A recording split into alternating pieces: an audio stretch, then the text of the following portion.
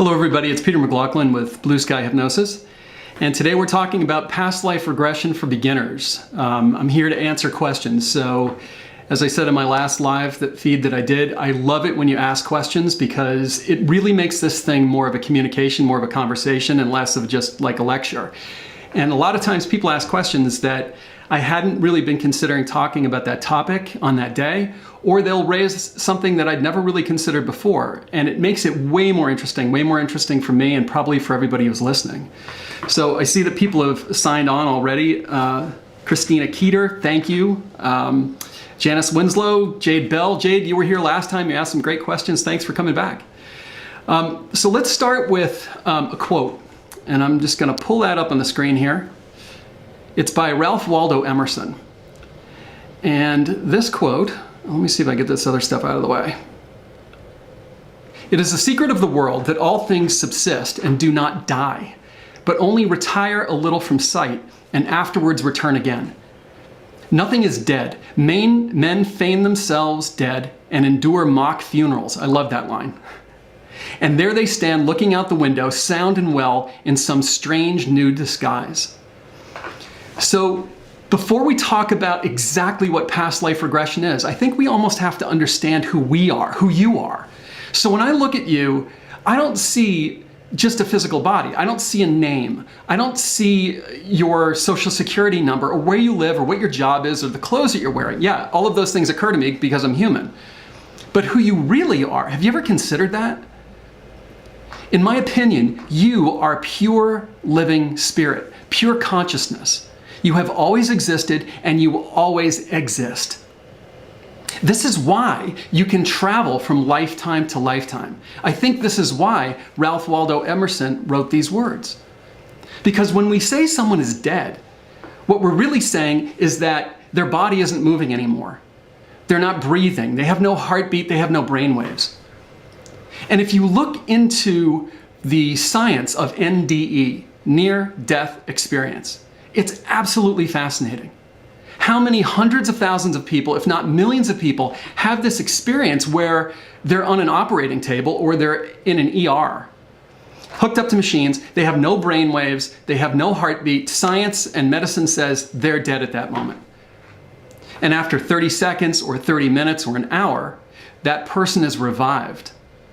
And when they return, about 40% of these people, and this is millions of cases, about 40% of those people will describe a period of consciousness while they were clinically dead. And science says, well, that's not possible. They can't explain it, but they say it's not possible. I say it is possible. Why? Because you're not a physical body. You are pure consciousness. When my kids were little, they would ask me about death and what does it mean? And I remember driving them to school one morning and talking about this like we're all in cars. You know, your physical car, whether it's a minivan or it's a two-door coupe, is your body. And the driver is your consciousness. And over your lifetime, you will have many cars. Some because they got in an accident, some because they broke down, and sometimes just because they got old or you decided to get a new one. And what happens? You don't go away, you just go into a different car. But from the outside, if you were driving a white minivan and now you're driving a silver sports car, it would look from a satellite like a different entity. But obviously it's not, because you are not defined by your car. And I say you are not defined by your body. You're defined by your consciousness. And that's how this is all possible. And that's what Ralph Waldo Emerson was talking about. So I next want to talk about a story that I read when I was living in Connecticut. This would have been about 15 years ago. And it was about a man, also lived in Connecticut, assistant chief of fire for Westport, Connecticut Fire Department. And he and his wife were on a trip, and he had this instinct or this emotion, and actually the story starts a little bit sooner, excuse me for that. The story starts sooner. The story starts when he's turning 30 years old. It's his 30th birthday, and he's gonna go out with the guys from the fire department and celebrate at a bar. Everything's going great, and then all of a sudden, he feels this incredible, intense pain, like intense sharp pain and numbing that's going up and down his left arm and along the left side of his face and into his jaw. And he's with the best people he could possibly be with when that happens. He's with a bunch of firefighters. They assume he's having a heart attack. They take him to the ER. They check him out. Nothing's wrong. All the pain, all the numbness, everything goes away. Fast forward to the part I started talking about a moment ago, and that is he's with his wife. They're traveling down south. And he has this instinct to pull into a national park. Well, the national park is a battlefield. His wife stays with the car, and he wanders out onto this battlefield. And he said he felt like he was in some kind of a fog. He felt like he was in some kind of a daze. He felt like he had been there before.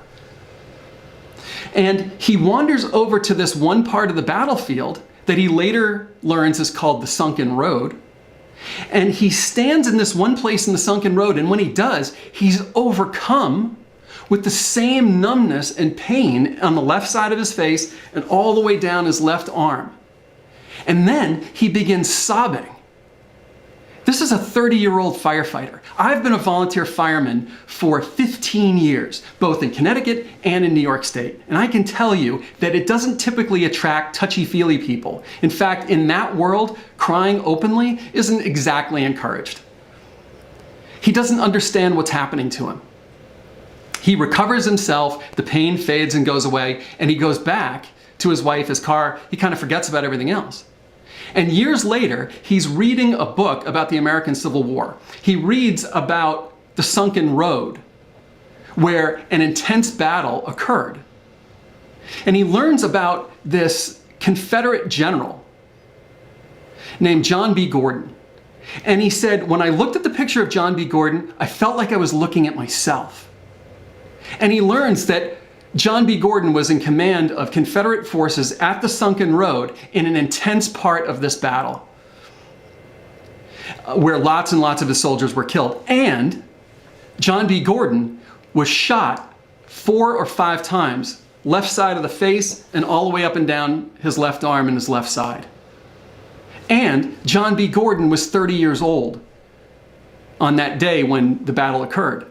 And I'm going to put up a picture here of Jeff Keane and John B. Gordon because it's incredible. Take a look at this. So over here on my left, I hope it's on your left too, is John B. Gordon, and then there's Jeffrey Keane.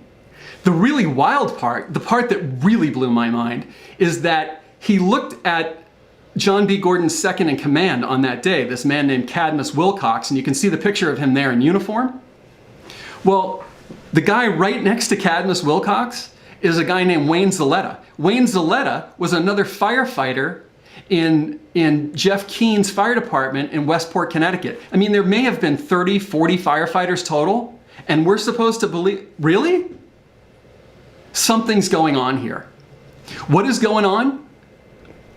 In my experience, our souls, if you want to think about it in a religious sense, or our spirits, if you want to think about it in a spiritual sense, or our consciousness, if you want to think about it that way, which never dies, travels with other souls, travels with other spirits from lifetime to lifetime, almost like in a pod.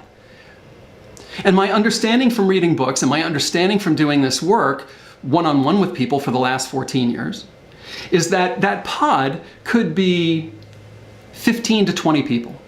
15 to 20 souls. And adjacent to that pod are more pods of other 15 to 20 souls. Now, the people in your core pod might include your soulmate, but also would include people that you would probably be in significant relationships from lifetime to lifetime. This could be your wife, or it could be your daughter, it could be your brother, it could be your father, it could be your uncle, something like that. Now, the people that are in the adjacent pods could have a significant role in one lifetime, and in the next lifetime, they could take your ticket when you're getting on a train at some point, and you kind of look at each other with a knowing look, and then you just get on the train. To me, past lifetimes help to explain certain incredible phenomena. Like, for example, the phenomena of xenoglossy. Xenoglossy is when a child, for example, can speak a language to which they've never had any exposure. It explains those cases, again, of children in particular. That's so thrilling, especially young children, who have information that they otherwise would have no way of knowing.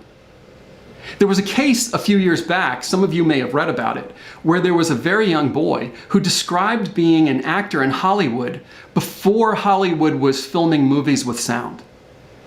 He was a bit player, he said. He then went on to be an agent, a talent agent. He talked about being married 3 times. He talked about this soft drink that he loved to drink, which was no longer manufactured. And when his family and others did research into this, they found the exact person who did this, who was a bit player, who was like an extra in Hollywood films during the silent era before the talkies. He was an agent, he was married 3 times, and he drank this soda which wasn't manufactured anymore. To me, this stuff is absolutely incredible. And the part about it, the part that this little boy tapped into to allow him to have this experience, the part about it that Jeffrey Keane tapped into almost by accident that allowed him to have this experience, the part that people who watch my videos here on my YouTube channel or are here in my office and we're working one-on-one or we're doing online stuff, is imagination. I want to put up a screen for that. And please bear with me, I'm just getting used to all this stuff. So I got to get rid of Jeff Keane here. There we go, imagination. Imagination is the umbrella term.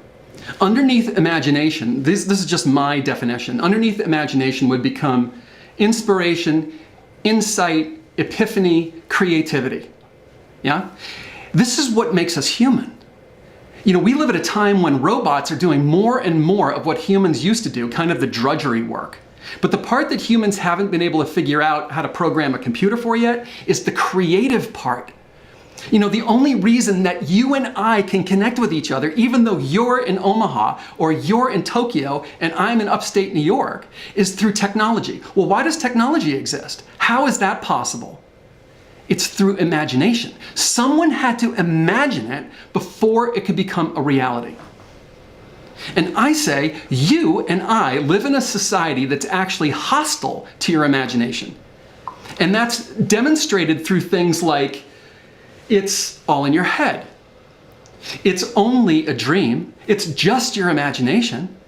I mean, how often in our common language do we diminish and almost punish people for describing things that we can't see, taste, touch, hear, or feel?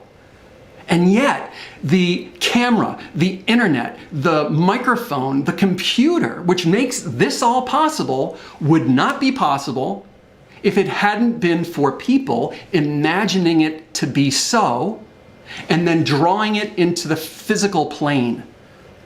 So we're talking about this distinction between the non-physical world and the physical world.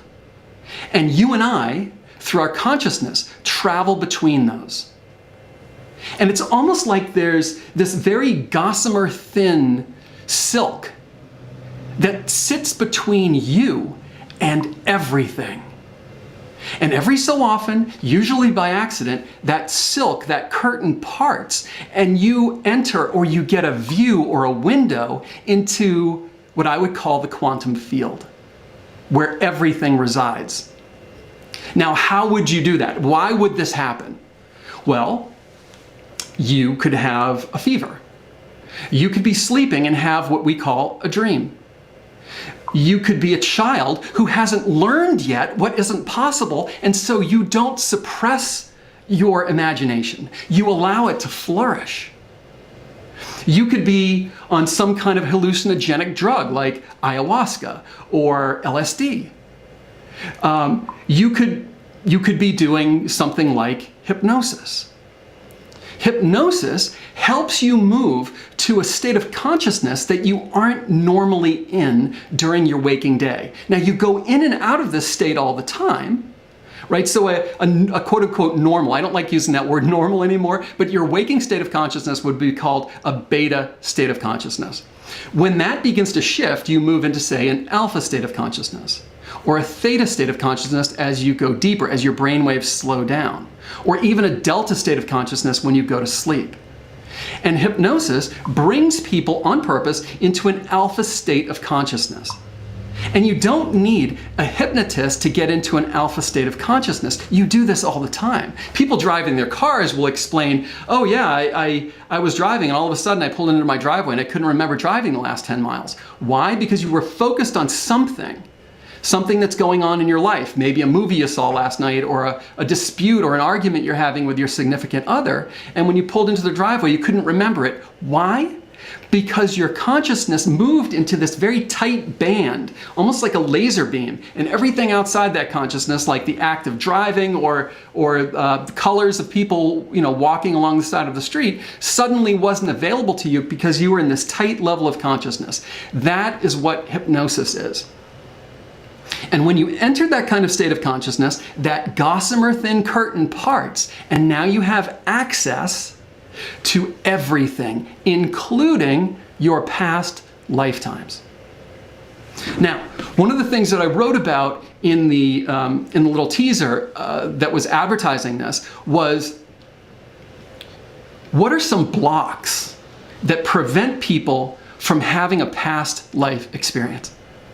So the first one, and I'm going to come right back to imagination, is that people have been taught, if they're awake and they are seeing something with their inner eyesight, hearing something with their inner ears, knowing something or feeling something in their emotions, that it's not real. And so they push it out of the way. Well, if you don't push it out of the way, if you just accept it, in the theater, I used to be an actor too, you would call this a suspension of disbelief. You sit down in the seats of a theater, you look up on the stage, and you know that's a stage. You know those are actors, that they're wearing makeup, that there is, stage lighting there. But if you suspend your disbelief, we do this with movies and TV too. If you suspend your disbelief, within moments, within minutes, you can be caught up in the story. And you can start experiencing emotions about what's happening up on the stage. Your body is responding as though it's real. Same thing with past life regression. It's really, really, really important, if you want to do this, to accept what's happening, to not use critical judgment while it's occurring, but just accept everything. See where it takes you. And when the experience is over, like when the play is over or the movie's over, that's when you decide what it all means to you. So allowing the experience to unfold will make you successful. Deciding in your mind, oh, that's not real, that couldn't have happened, pushing it away, that's what will block it. And one of the really, I think, cool examples from my practice that I have given a million times because I think it's so awesome, is this one time I was working with this woman and she was shown her past lifetime entirely as a cartoon. Now, my instinct when she started describing this as a cartoon, I'm sure what she was feeling was, well, this can't be real because it's a cartoon. But we trusted it. We went with it. After the past lifetime aspect was over, I had her ask, why was my past life shown to me as a cartoon? Boom, instant answer. Because to show it to you in any more realistic form would have been too traumatic. Like, I was ready to shut it down, in my wisdom. But there's a much larger wisdom at play here. So what I'm telling you in this really long-winded way is, if you allow this to unfold, you will be much more successful than if you try to judge it while it's happening. The next thing that can block a person from having a past life experience would largely be described as fear. So a person asked me this question today. I'm going to see if I can find the question. I got it right here someplace. Here we go. All right, so it says, today I tried a past life regression for the first time using your hypnosis beginners video. I was very excited. Friend told me that she'd done it, described her experiences with going back to her previous life in detail. So I thoroughly believed it would work. I had trouble relaxing and focusing, and at around 15 minutes, this is where it gets really interesting for this part of our conversation. When I was supposed to go back to a past life, and there was a finger snap, because I do that, all I saw was darkness. But I felt very intense anxiety, sadness, and fear. So This is a common experience that people have. And the reason for this, and what I wrote back to her and said was, and hope you're on the call, is part of your mind, the vast majority of your mind is your subconscious mind. That part of your mind knows exactly where you'll be going. It knows exactly what happened in that past lifetime. And it's got to be a trauma. And it has been trying to suppress the memory of that trauma from coming into your conscious awareness in an effort to protect you. And when you got to that moment where everything was black, there are several reasons why everything could be black. Maybe you were in a dungeon. Maybe you were in a bedroom at night and all the lights were off. Maybe you were blind. But most likely, part of your mind was blocking the interior visual of what it was in an effort to protect you by suppressing that information. But your emotions do not lie. And the reason you felt that intense anxiety and fear was because you were starting to get close to it. You were starting to remember what that was. And a person could ask, people do, and it's a legitimate question, why would I want to unearth these old traumas? Why wouldn't I just want to keep it suppressed? And my take on this is suppressed trauma, just like toxic material in your house. So an example I give is your pantry. Let's say it's got, I don't know, something's rotten in there. Some meat is rotten. Well, suppressing that experience would be shutting the door to the pantry, taping up the edges, and spraying Lysol around it every time you walk by it. And every time you walk by it, keeping a wide berth from it so that you're still going to catch a hit of it. That's one way of dealing with it. But we all know if you really want to deal with that pantry, what you're going to have to do is steel yourself. Put a clothespin over your nose, open the door, walk in there to the very worst of that rotted smell, lift it up and take it out. And then clean the pantry. It's not going to be pleasant work. It's going to be difficult. But when you're done, you have a whole new room that has been liberated in your house. It's the same with us. It's like we have, as I said, toxic material, like something that stinks deep down inside that we've been pressing down, down, down, down. And it's my belief, it's my experience that that toxic material exerts its influence over you in this lifetime. And so finding it and resolving or neutralizing it at its root, in my opinion, that's in my best interest if we're talking about me, and it's probably in your best interest if we're talking about you. So I want to look at some of the questions here and see if we've got, okay, so, oh yeah, here we go, Patrick. So Patrick is asking, are there happy past lives? That's a really good question. So Patrick, yes, there are happy past lifetimes. I think the reason why we most frequently go to traumatic past lives is because I think our soul, our consciousness, or our spirit knows, like a higher part of us, knows that we have to resolve this because it's holding us back from our own spiritual progress. There's someone that needs to be forgiven. That could be someone that harmed us in a past lifetime. That person may be with us in a present lifetime too, by the way. It could be someone we harmed. We could be dealing with karma. If you hurt someone in a past lifetime, karma states you need to have that same experience in this lifetime, not as punishment, even though it feels that way, but as education, so that you can feel the effects of what you've done so that you won't do it again. So you may need to forgive yourself. You may need to be forgiven by someone else.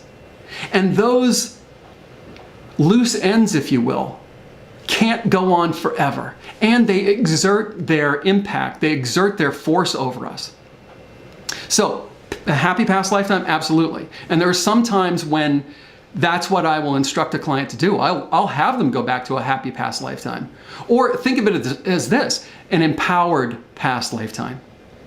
So if I'm working with somebody who has a hard time speaking up, they've always suppressed their voice, they've never spoken their truth, I'll have them go back to a past lifetime where they were powerful, where they had like warrior energy, where they had no problem speaking their mind. And I will have them get into the body of their past life self so they can feel what it's like. You know, in the fire department, I think it's so cool because education goes beyond what conventional, say, public school education is or what you get in college. Education isn't simply sitting in a chair and digesting information from someone else, kind of like what you're doing with me right now. That's not all it is. That's part of it. But you have to have your hands on at some point. You know, you can't just show would-be firefighters movies about firefighting, have them read books about it, have them take written tests, listen to lectures, and then put turnout gear on them, hand them an 1 3/4 line and send them into a building that's on fire. They're going to be hopeless. At some point, they have to get their hands on the tools. They have to get their hands on the equipment. They have to have a first-person experience. And so by taking someone back to a powerful past lifetime, I know it's not exactly happy necessary on this example, but I think you get my idea, and having them get in the body of that person, they don't just witness what it was, they actually feel what it was. And I'll ask them questions. What does it feel like inside that body? How are you standing? Because usually people are standing taller. You know, what does it look like through those eyes? What does it sound like when you speak? And they'll talk about feeling powerful. And I'll use an NLP technique, neuro-linguistic programming, to anchor that feeling so they can bring the feeling back with them. Because ultimately that's what it is, right? You can hear someone talk, you can read something in a book, but it needs to get translated at some point into the feeling state, into the knowing state, where it becomes a conscious competence into an unconscious competence. Thinking about tying your shoes versus just doing it without thinking. That's when change really happens. I'm going to look at some of these other questions here. So, we tend to go to the ones related to this present experience to help heal something in this life. Exactly right. SA said that. And I could not agree more with that statement. I think that's 100% right on the money. How do you resolve trauma? Artsy Cat says, how do you resolve trauma? Awesome question. So, when we say trauma, overwhelmingly, I'm going to just throw out a number and say 90% of the time, 95% of the time, maybe even higher, when we are hurt, the worst, and I'm going to say the worst hurt is emotional hurt. You know, when a soldier goes into combat and they get shot in the shoulder, that shoulder wound can be healed. You know, a year later, 2 years later, 3 years later, that wound could be healed, but they still may have PTSD because there is emotional, psycho-emotional trauma. So when you talk about, or when I'm talking about how do we heal past trauma, we're largely talking about trauma suffered in relationship with another person. And that could be your executioner in a past lifetime, your judge in a past lifetime, you abandoned your family in a past lifetime. You created a fire in a house and all your kids died in the fire and you couldn't get in to save them. The real pain there is obviously emotional pain. And so healing trauma almost always comes back through all the different ebbs and flows, the ups and downs, to forgiveness. I mentioned this before, but it deserves repeating. It's forgiving other people for what they've done to you. It's being forgiven for what you've done to them, karma. And the big one is forgiving yourself for whatever it is that you did or did not do. This is the sine qua non of that. And the forgiveness, my experience with forgiveness before I learned how to do this work was largely a sort of rational province of the conscious mind experience. What I have learned doing this work is that forgiveness ultimately is emotional. And forgiveness is about perspective. So you could have a relationship with someone in this lifetime, let's say it's your mother, and let's say your mother done you wrong. You know, she was abusive, maybe, when you were a child. She was not present. She elevated your siblings over you. Maybe she even abandoned the family. When you go back far enough, you'll find that this isn't your first rodeo with that soul, the soul of your mother. You've been in other lifetimes with her. What if you hurt her in a past lifetime? And in this lifetime, you're experiencing karma. What if the two of you have a soul contract and are working together so that you can forgive each other and you both can rise up? When a person goes into a past lifetime, and I'm just using this as a for example, it doesn't happen in every case. Sometimes there are other elements involved in this. When a person goes into a past lifetime and they see, oh, wait a minute, I harmed this person, the person that's my mother in this lifetime, in a past lifetime, it kind of changes the game and makes it a lot easier to heal from that. Now, other things that can be done would be redoing something, right? So if a person killed themselves by throwing themselves off a cliff in a past lifetime, we would want to go through the healing process, because a lot of times when we are experiencing our life right now and in the past, it's through limited means. We don't know the whole story. We're not looking at it from this omniscient point of view. And so the story can be distorted. And when you go back in time and you can see a 360 view of what was happening, you can understand how your own emotions, thoughts, and the beliefs that you constructed out of those circumstances were misplaced, misguided. So through forgiveness, through understanding, we can basically heal and reprogram the mind, if you will, of this earlier past life incarnation of you. And when she is fully healed, we can integrate her with your present day self. So again, a hugely long answer to your simple question, but I hope that did it. Let's see if there are others here that I can answer right. Will you do a live session? Yes. Yes, I will do a live session. What I would love to do, I haven't quite figured out how to do this yet, is I'd like to either work with somebody that is a client from around here. That would be pretty simple for me to navigate, put my finger on. Or someone who's already had a vivid past life regression experience listening to one of my audios on my YouTube channel. Please subscribe, by the way, BlueSky Hypnosis. And if that person, if you're one of those people who've had a vivid past life regression experience using one of my videos on my channel, then please send me a message or go to my website, BlueSkyHypnosis.com, and send me an email and say, hey, I had this experience. Just give me a brief explanation of what the experience was, and that you'd be willing to do a live session. And we could probably set something up so we could do a live session for other people. And once that was done, I could talk to you and ask you questions about it. You could talk to the audience about it, and the audience could ask you questions, could ask me questions. So I love the idea. When using a pendulum, this is from Janice Winslow, when using my pendulum, how much time can I ask for to get through my past life regression to see all I need to see? How much time can I ask for to get through my past life regression to see all I need to see? I am not 100% sure I understand the question, so I'm just going to take a crack at it. Please forgive me, because I think I'm going to get it wrong.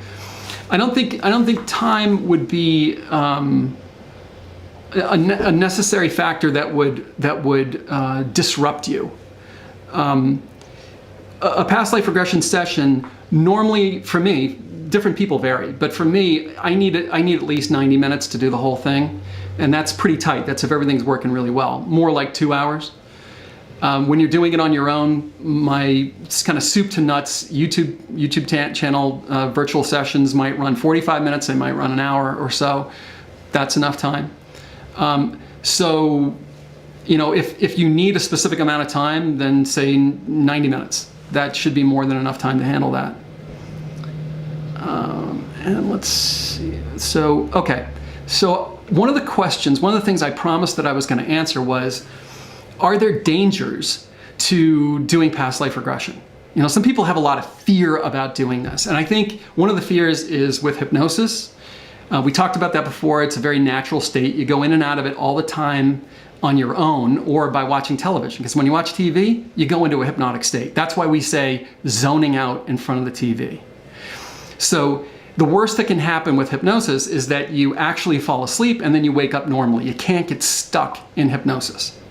Now, other things that people might be afraid of is, what if I see something really traumatic? Or what if I did something horrible in a past life? I'm going to take it as, what if I did something horrible in a past life first? Because that's a common thing that I've heard. Shakespeare said, all the world's a stage, all the men and women are merely players. It's like we're actors here on the stage of the earth. Excuse me. Shakespeare actually called his theater the globe. And we take on different roles in different lifetimes. And we get so enmeshed in our role that we forget that we are an eternal spirit, having a temporary experience, and we start thinking, I'm this character. And we define ourselves largely by our job and the good things we've done and the bad things we've done, and who we're married to, and how many children we have or don't have, and the job we do, and what people say about us, and what grades we get, and what car we drive, and on and on and on and on and on. When you remember that the real you is the actor, and that who you are right now is one of the characters that you have played in many, many, many, many lifetimes, and that the actor is not defined by one role, they're informed by one role, then you can start to realize and slightly distance yourself from all of those experiences. When I was a king, I wasn't perfect. And when I was a criminal, I wasn't horrible. I'm talking about your eternal self. Plus, by going back and finding something maybe where you harmed someone, you can clean up that karma and actually feel lighter. And the person that you may have harmed probably also feels lighter as well. And then the other piece, what if I go to a past life where I'm being executed? And that does happen. When I'm working with a person kind of live in session, it's not a pre-recorded thing, there are several gates that people go through. So somebody just mentioned a pendulum here. I have a video on how to use a pendulum. It's called an ideomotor response, to figure out what your particular blocks are to a past lifetime, but you can use it for many other purposes. So we'll use a pendulum in session to find out if the person is ready to go into a past lifetime, if they have any blocks. We'll use the concept of a spirit guide. I'll do another live on a spirit guide and the life between lives, but we'll use a spirit guide to ask permission to go into a past life. I have videos on my channel that is, you meet your spirit guide first, then you go into a past life. That's kind of what I do when I'm working with people one-on-one. So that's another check, and a guide isn't going to let you go to something that you're not ready for. Plus, part of you is likely to shut it down. And then lastly, when I'm actually working with someone, or what I program into a lot of my tracks is, look, anytime you want to terminate this, just think fully awake. And in session, what I would do is move a person from first person, so they're in the body of their past life self and their head is going down literally on the chopping block. And I can see they're starting to react to this. Hypnotists call it an abreaction. They're starting to, you can see emotionally and physically starting to freak out, basically. To move them into third person, where they're floating above everything, just looking down on it, so they can continue to see the scene unfold, but not be physically, if you will, part of it. Hopefully that answers that question. We'll see if there's any questions here. SD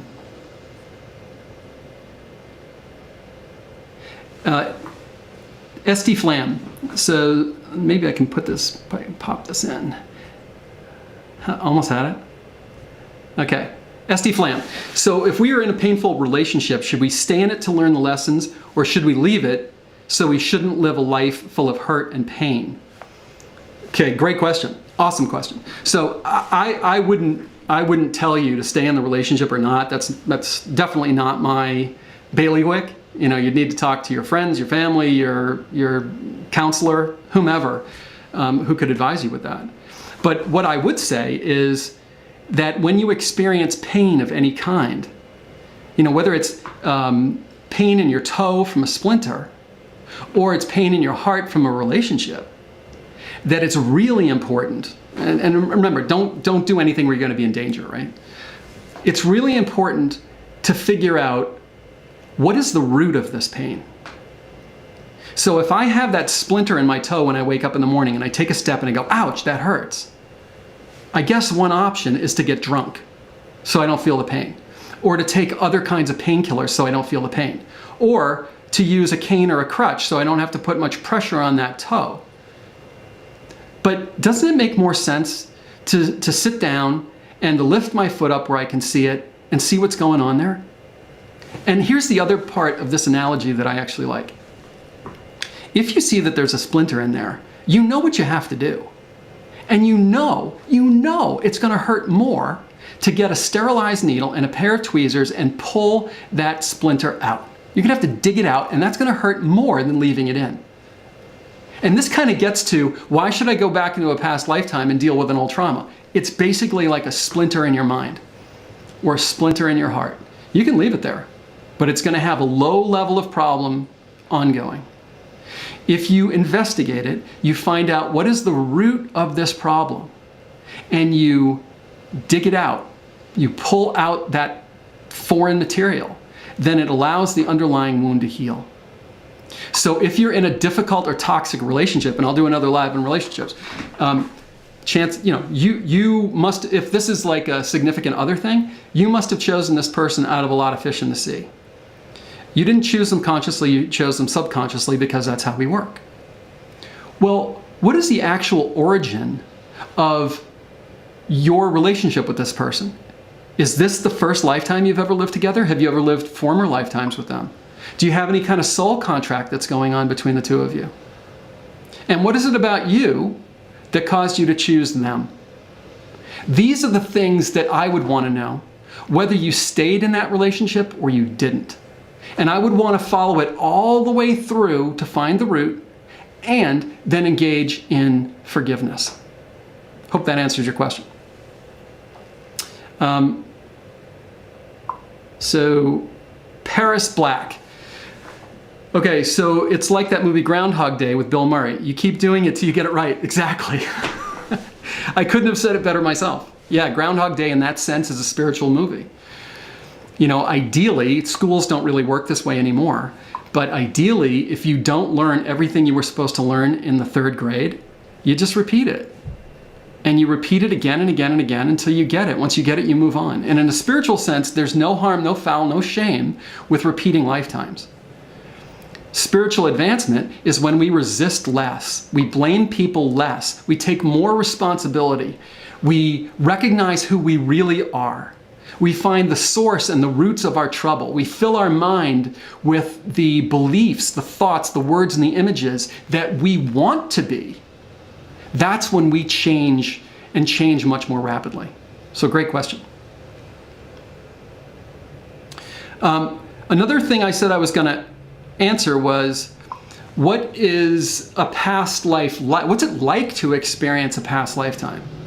Well, I put up these kind of silly 2 screens to illustrate this point that when you're having a past life regression, it's almost like there are 2 screens in your mind present. You can see both of these screens. When it starts, over here, when it starts, one of them isn't very prominent and the other is very prominent. So right now in your conscious mind, in your beta state of consciousness, your 5 sense experience called this life is 100% prominent. That's what you're focused on.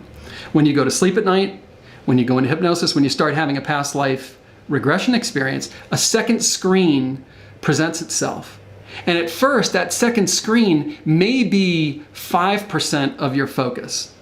But as you go through this PLR, past life regression, it begins to shift. And more you become invested, you become sort of embodied in that past life, and your present life starts to fade. So here in my office, you would know you're sitting in the chair, you would know I'm talking to you because you're talking to me. You don't lose consciousness. It's like you're in a daydream kind of state. But more and more, the past life starts to feel like that is what's prominent. But the present life never fully goes away, the way it may go away if you were doing a hallucinogenic drug or when you're sleeping. Because in those cases, your conscious mind is kind of checked out. In hypnosis, your conscious mind never checks out. And that's one of the things that makes it easier to have that experience, even if it's traumatic. You know, you could be being trundled up onto, you know, the chopping block, but part of your mind knows you're safe. You're sitting here in this chair. You're in your living room. Even if it's 5% of your conscious awareness, that's still present. So I said it's kind of like having a daydream. You know, you're not really asleep. You're not just sort of totally focused on a business meeting you're having. You're in this kind of dreamy state. Everything happens on the inside, so everything you see is an internal sight. Everything you hear is an internal hearing or knowing. When you talk to someone, their mouth doesn't move and you don't get little hairs in your ears that vibrate that creates meaning inside your mind. It's like thought to thought. And again, it's really important to trust this. And when you trust it, it starts moving along faster because you're not presenting any resistance. So hopefully that makes sense to you.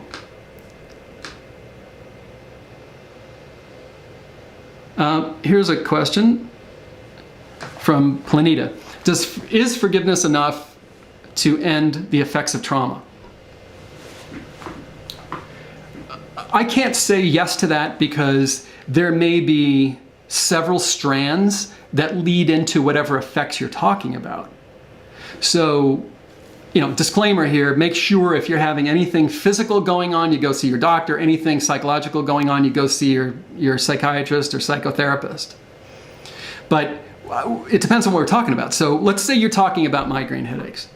And I'm going to go to a slide I have on that topic. I had a client who came to me in part because she was having consistent migraines, had been having them for decades. She'd checked everything out with the doctor, which is what you're supposed to do, and wasn't getting any relief. And when we went to the origin of her migraines, so let's call that the symptom of a past life, because you'll see that in a moment. It's a rainy, gray day, and she's running away from a village, and the grass is wet, and there's all of these villagers running away, and there are these big men with swords and axes coming after them. And it almost sounded like a Viking attack. And there's what she described almost like an embankment of stones, big boulders, and people are scrambling up these big stones. And she was starting to scramble up these big stones, but they were really slick, they were wet. And she was wearing a cloak, like a woolen cloak that was very, very heavy with all the rain. And one of the men caught up to her and hit her in the head, or actually it says in the throat, hit her in the throat with an axe or a sword and killed her. And the pain shot straight up into her head and felt exactly like the migraines she was experiencing in this lifetime. And she also said, as we went through this process, because we don't leave people right in the trauma, we go through some kind of a healing process. And as we went through this healing process, she said it felt like she had it was like a chiropractic adjustment. So that example hopefully at least partially answers your question. Sometimes people will learn that 40% of, say, underlying physical pain was resolved by dealing with a past life trauma, but the rest of it might be something physical that's going on with them, right? They may have scar tissue, or they may have whatever. Maybe they had organs taken out, I don't know. Sometimes people have 100% resolved. Sometimes it's 10%. It's really hard to say. Plus, there could be other iterations of the same thing that need to be addressed. In general, you always want to deal with the root, because the root is more important than anything else. But if there's something else that's super significant that kind of ties into it from a tangential aspect, that may be important to address as well. So thanks for asking that question. Hey, we got a volunteer, Dara O'Sullivan. So Dara, please send me an email, peter@blueskyhypnosis.com, and just let me know what kind of experience you had, and I'll put that together with whomever else sends in, and we'll pick somebody. Thank you for that. Question from SA. Do you do life between lives regression? Yes, the answer to that is absolutely yes. I'll explain for everyone that's on this live what an LBL, or Life Between Lives regression, is. So I mentioned before Shakespeare's quote, "All the world's a stage. All the men and women are merely players, actors." When you're not here in a physical body, you are somewhere else. Now, a religious person might say you're in heaven, or you're in Valhalla, or you're in Eden. I think of it as you go from a conscious realm, you go from a physical realm to a non-physical realm. When you don't have a physical body, when you're not incarnated on this planet, you are by definition in the life between lives. You still have your consciousness. You still are learning. You're still having experiences, including choosing the circumstances for your next incarnation. You might go visit the Akashic record. You might spend time with your teachers and guides. You might spend time with your soulmate. You might go to another planet.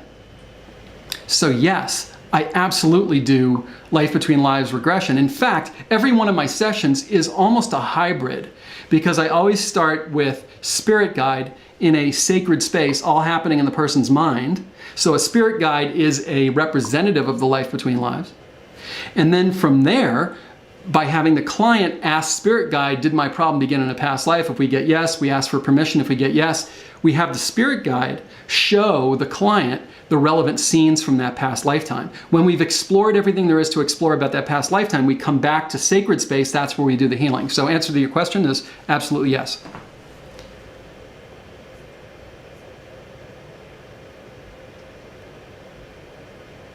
Let's see. Okay, here's another question from Planita again. Is there any chance for someone to experience life for the first time right now? In other words, is it possible this is your first lifetime, your first rodeo? Yes, that's possible. At least your first lifetime on this planet, but extremely unusual in my experience. So my experience isn't the be-all and end-all, but it's a lot. And in my experience, maybe that's come up one time. So technically, yes. Technically, yes, that is possible.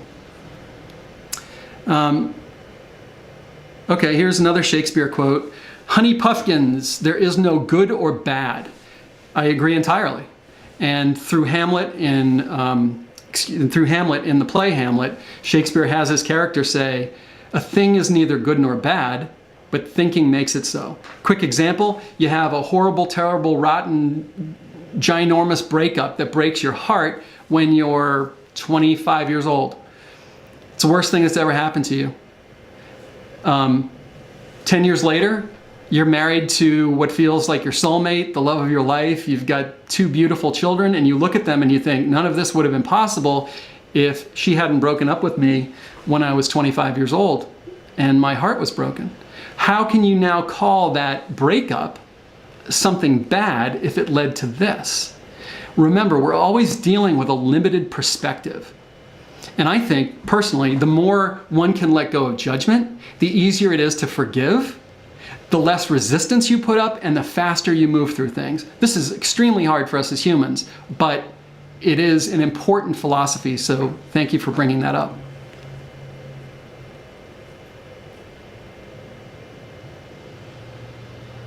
Okay, so here's one that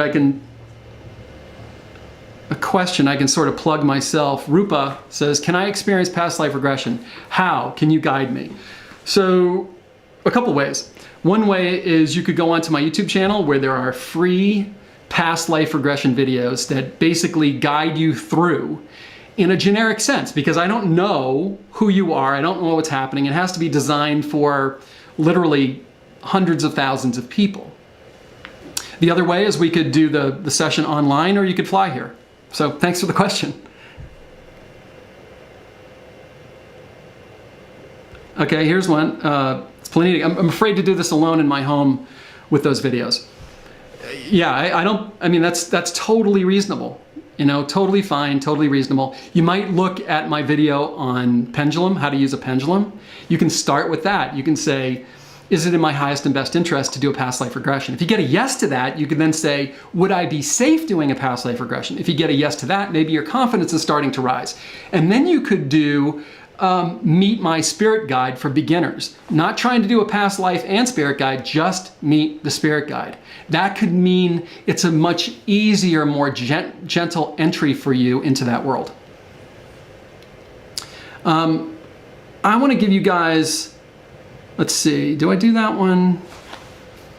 I'm going to kind of turn over to questions right now, because I think I kind of hit most of the things that I said I was going to cover, and we're going to get close to wrapping up. So I'm just going to roll through these questions here. If you have any, please write in something, and we'll see if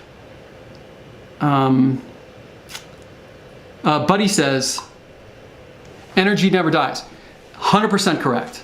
We are pure energy, and in physics, I'm going to get this wrong. Somebody correct me, please. It's like the second law of thermodynamics. It says energy can neither be created nor destroyed. It can only change its shape or its form, which I think, thanks buddy, a really powerful argument along with NDE, near-death experience, for the validity of reincarnation, for the validity of living past lives, for the validity that we are eternal spiritual beings having a temporary experience here on this planet, like an actor has a temporary experience playing a role in one play out of thousands that they may do in their long, long career. Oh, here we go. Okay. Janice Winslow. I had a really bad stroke, and I had a vision of standing before Father God and my grandmother. That's kind of like what people describe when they have near-death experience, right? A lot of people will talk about going through a tunnel. They'll talk about engaging with beings of light. These beings of light could be deceased relatives. They could be people they don't recognize. They could be religious figures. Could be God, like you had. This is all extremely common for people when they part that gossamer thin curtain and they enter into what I think of as the quantum field, where they're not simply trying to interact with other humans based upon our 5 physical senses, but now there's this much broader aspect of them that is connecting with others. And my uncle had an NDE before he passed away. And he told me about this NDE, and he kind of said the same sort of thing. And he included what a lot of people include, which is, he said, Peter, I've never felt so much love ever in this lifetime. And as much as I love you, as much as I love the rest of our family, I didn't want to come back. And most people describe that, which is so ironic because we're all, me too, we're all afraid of dying. And yet when people have these NDEs, they almost always return and say they didn't want to come back, but they were told that they hadn't finished their mission here on Earth.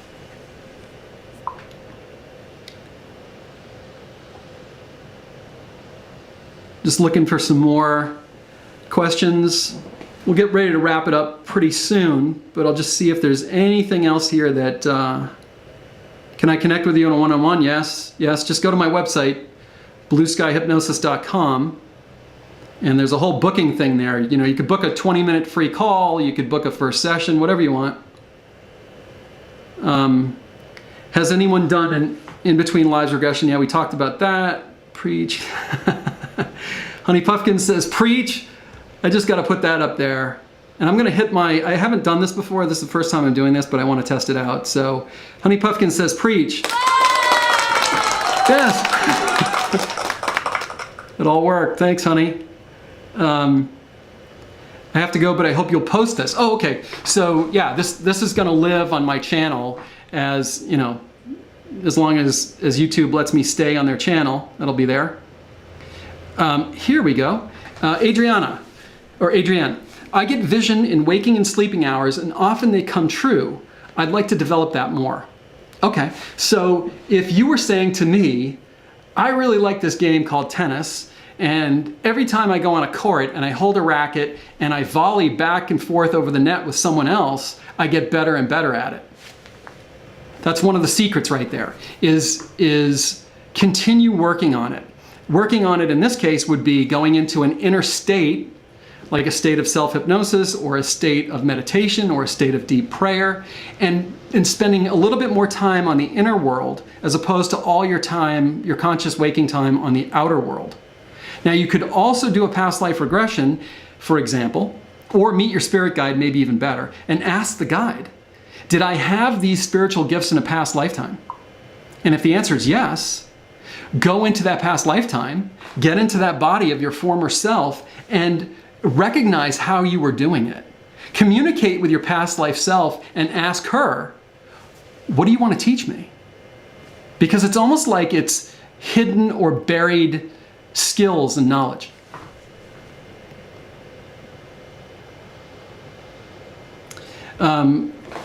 So Andy Deb says, I've done several past life regressions. I was a Native American little girl running and playing with my friends. Powerful. Yeah. I really like this comment because it reminds me to re-emphasize something, and that is the emotions. You know, when you're going through a past life regression and you're witnessing either third person, like watching a movie, or first person, you're in the body of your former self. You can see your hands and so forth, or you can feel, smell things sometimes. And something happens in that lifetime. And this wave of emotions overcomes you. Now, this something that happens could be you just lay eyes on another person and consciously you have no clue who they are. But when you lay eyes on them, you start sobbing. WTF? What does that mean? Where is that emotion coming from? And if you were just making the whole thing up out of whole cloth, where does that emotion come? When you're in a past life and you see someone else, you consciously don't know who they are or what their relationship is to you, and you burst out in tears. I mean real tears, sitting in your chair in your living room. Immensely powerful. I think the emotions don't lie.